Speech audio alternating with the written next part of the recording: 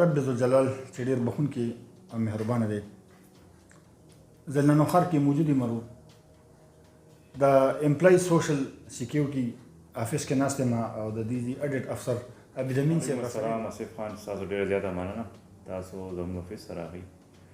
د امپلای سوشل سیکیورټي انسټیټیوشن مین مقصد دا دی چې څومره ورکرز دي هغه په مختلف انډسټریل یونټس کې کار کوي.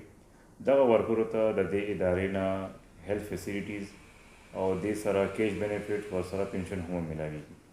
د سوشل سیکیورټي د نوښار ریجن که مونږ خبره وکړو نو تقریبا 5 میلیون پورې دا په ورکرو باندې تقریبا کې مونږ سره غټ یونټ هغه فیروسنز دی، دې سره شمع میل دی، ورسره پاکستان ټوبیکو شو، دې سره چراټ میل شو.